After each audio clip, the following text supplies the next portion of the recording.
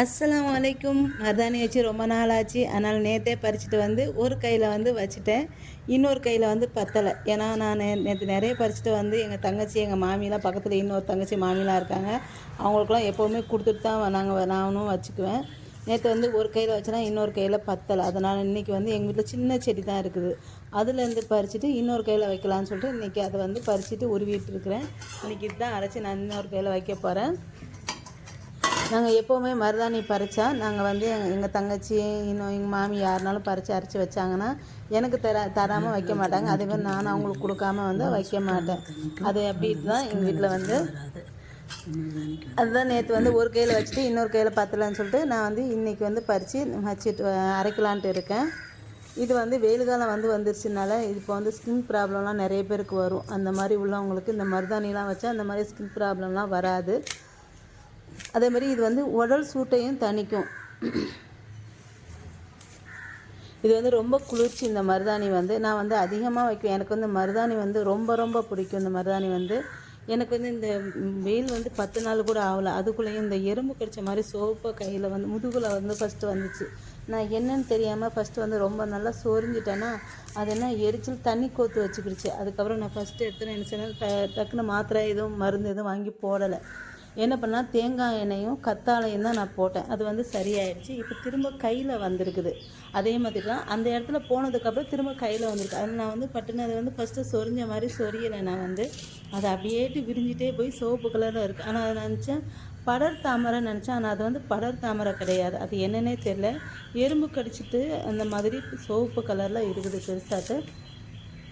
நான் அதே மாதிரி தான் தேங்காய் எண்ணெயும் கத்தாழையும் போட்டே இருந்தேன். நேற்று மருதாணி போட்டேன்னா மருதாணி போட்டதுக்கப்புறம் கொஞ்சம் வந்து அது வந்து அந்த சிவப்பெல்லாம் கொஞ்சம் கொஞ்சமாக மங்கிட்டு வெள்ளையாக வர ஆரம்பிச்சிது. ஒரு 3 நாள் அது வந்து அந்த மாதிரி இருக்குது. அதுக்கப்புறம் போயிடுது.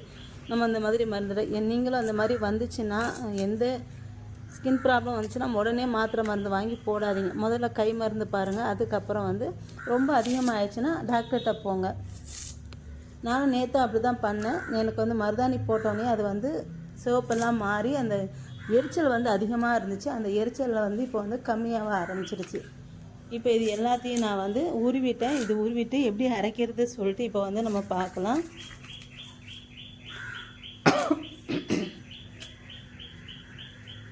இப்போ மருதாணி வந்து அரைச்சிக்கலாம். நான் வந்து இதை வந்து ஃபஸ்ட்டு வந்து கொஞ்சமாக போட்டுட்டு இதை வந்து தண்ணி ஊற்றாமல் அரைச்சிக்கிறேன். அதுக்கப்புறம் திரும்ப 2ஆம் தடவை கொஞ்சமாக ஃபுல்லாக போட்டுட்டு திரும்ப தண்ணி இல்லாமல் அரைச்சிட்டு அதுக்கப்புறம் தண்ணி ஊற்றி அரைச்சிக்கணும்.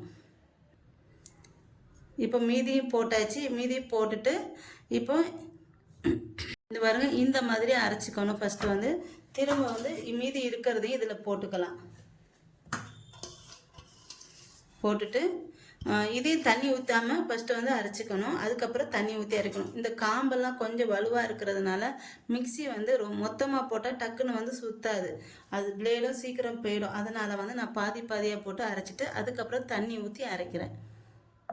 பாருங்க இந்த மாதிரி தான் அரைச்சிக்கணும். இப்போ இதில் கொஞ்சமாக தண்ணி ஊற்றணும். நேற்று கொஞ்சம் தண்ணி அதிகமாக குடித்ததுனால மருதாணி வந்து சரியாகவே பிடிக்கலை. அதனால் கொஞ்சம் தண்ணி வந்து கம்மியாக வந்து ஊற்றிட்டு இப்போ அரைச்சிக்கலாம். இதை பாருங்கள், நான் வந்து மருதாணி வந்து அரைச்சிட்டேன். இந்த மாதிரி கெட்டியாக நான் வந்து அரைச்சிருக்கேன். நல்லா நைஸாக அரைச்சிடணும். அப்போ தான் நல்லா பிடிக்கும். கொருன்னு அரைச்சா சரியாக வந்து பிடிக்காது.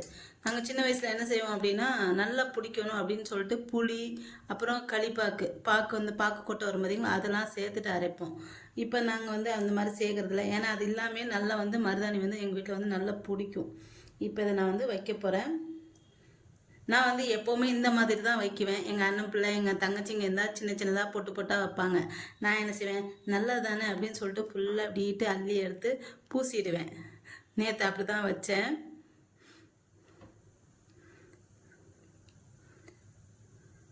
இப்போ நான் அதே மாதிரி போட்டால் வைக்கலான்னு சொல்லிட்டு போட்டால் தான் வைக்க போகிறேன். எனக்கு அவ்வளோ நேக்கெல்லாம் வைக்க தெரியாது. தெரிஞ்ச அளவுக்கு போட்டால் வச்சுக்குவேன்.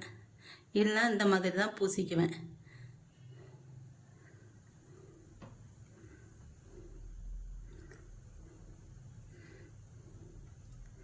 பாருங்க, எங்கள் வீட்டு மருதாணி வந்து நல்லா செவக்கும். ரொம்ப நல்லா இருக்கும் சிவப்பாட்டு.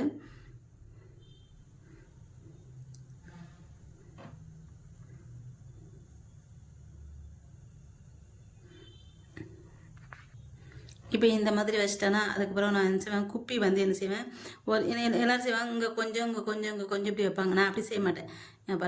நான் வந்து இந்த மாதிரி அள்ளி வச்சுட்டு குப்பி எங்கே வரைக்கும் கொண்டு வந்துடுவேன். இந்த மாதிரி குப்பி எனக்கு வைக்கிறது ரொம்ப பிடிக்கும்.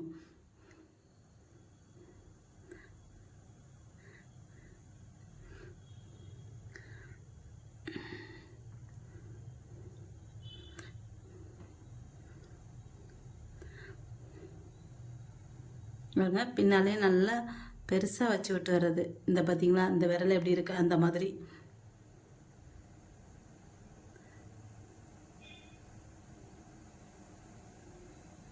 இப்படி தாங்க நான் மருதாணியெல்லாம் வைக்குவேன்.